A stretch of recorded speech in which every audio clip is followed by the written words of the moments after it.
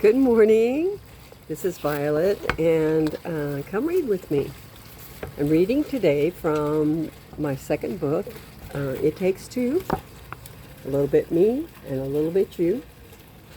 And this chapter is the war.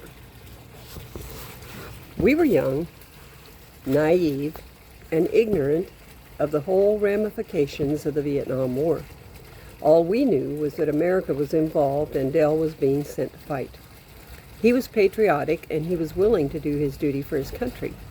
The Vietnam War was not a popular war with many Americans. It was a time of unrest, protest, and arrest. There were sit-ins, marches, draft card burning, building burning, and violent demonstrations in protest of the United States' involvement in the war. The factions of those who were for peace and those who supported the war effort were at odds with one another. Most Americans, and certainly I at 17, did not understand the real reasons behind the protest. Most of the people, middle-aged and older, had fought in their own wars and were highly patriotic. They believed in America and what it stands for. They had experienced the positive leadership of many previous presidents, Truman, Eisenhower, Kennedy, and believed in the ideals of the U.S. government. They believed in justice, freedom for all peoples, and the liberation of the oppressed. Under Johnson's leadership, things got a little sticky. The younger people, like myself, were too innocent and uninformed to be concerned about the politics of the war. When you're young, you're blissfully cocooned from reality.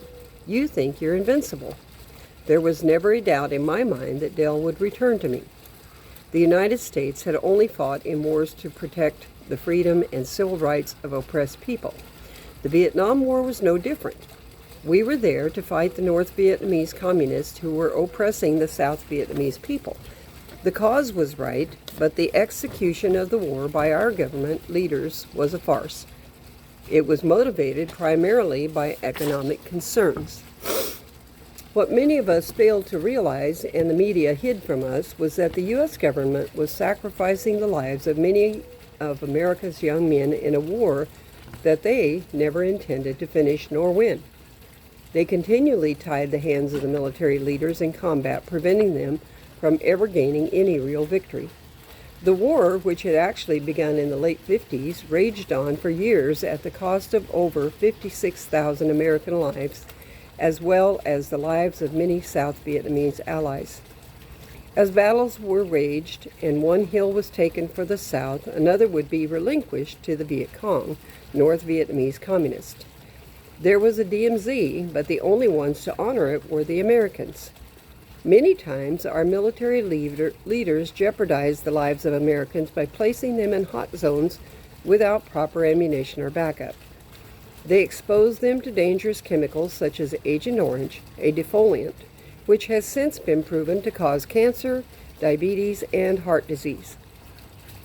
Our government compelled young American soldiers to risk and often give their lives for a war that was actually futile. There was no front line, and the military machine just didn't function the same in that environment. The communist Viet Cong used a strike and retreat type of guerrilla warfare. They hid out in caves in the jungle and used snipers and booby traps as ways to defeat the efforts of anyone who opposed them. They openly massacred whole families if they refused to join the Viet Cong.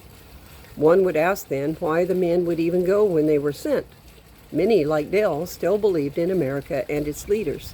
They felt that they had an obligation to go and fight for the country. And they were not informed about the way the conflict was being waged. Idealistic? Yes.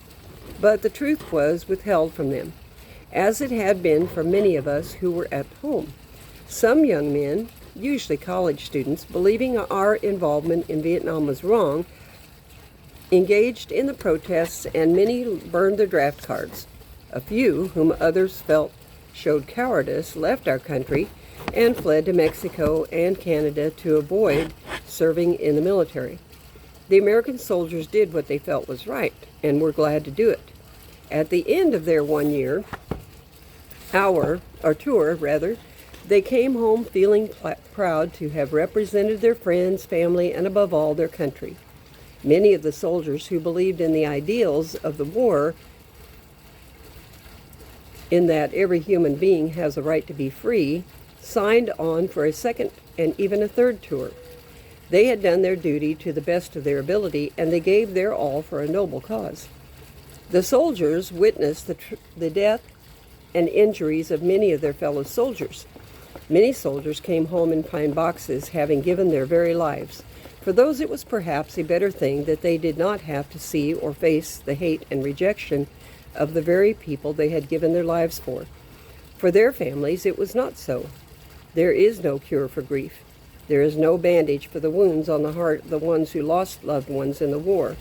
The protests were largely due to the influence of liberal college professors of sociology and political science that inflamed the gullible students. The professors, being savvy to the real political agenda of the war effort, gave the students of the late 60s and early 70s a cause for which to fight. They waged their own war here at home.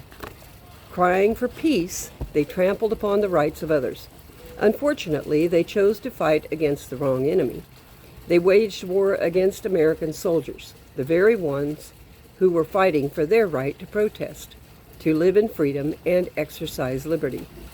The dropout hippie generation soon became a strong force of resistance. They yelled, cursed, and wore clothes with American flags sewed to their seats, burned draft cards, bras, American flags, and government buildings, all the while holding up two fingers in a sign for peace. They held sit-ins, love-ins, and marches, carried flowers, and wore small bead necklaces to represent their cry for peace. The tiny bead necklaces were sold by the Vietnamese to the American soldiers. Dell sent me one of these necklaces from Vietnam. It was a string of yellow rice-sized beads on a thread. Many of the GIs wore them along with their jungle fatigues and dog tags, not knowing of their connection to the unrest at home. They knew only that they were a symbol of peace. And who doesn't want peace? Some hippies turned to drugs. They hung out in airports, hotels, bus stations, parks, college campuses, and government buildings, letting the whole country know that they opposed the war in Vietnam. The news media covered their marches, sit-ins, and violent protests, but they failed to give an accurate portrayal of what our U.S. government was actually doing at the expense of our troops and their families. They also failed to accurately portray the terrible cost to American GIs, the hell that war was, and their loyalty to America in spite of the hardships. Most of the media refused to accurately report what was really happening in Vietnam. They vilified Americans and inaccurately portrayed the Viet Cong as victims. They failed to report the truly vicious, sadistic, and brutal side of the North Vietnamese. The news was often fabricated to make the Americans at home believe we should never have been involved in the war. Some of the GIs had easy access to marijuana while they were in Vietnam. They came home addicted. Many of them had never used the drug previously. Upon returning home, some turned to alcohol and other drugs to numb the emotional pain caused by their trauma and the rejection of a nation for which they had fought, and many had died for. Instead of receiving a hero's welcome, the GIs were vilified and ostracized.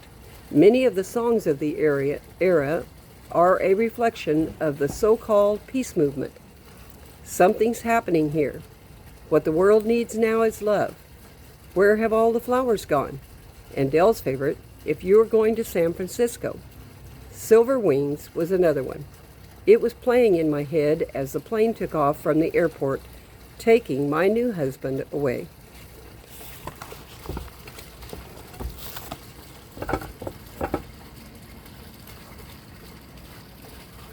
Oh, it's so bright out here, I cannot see the button.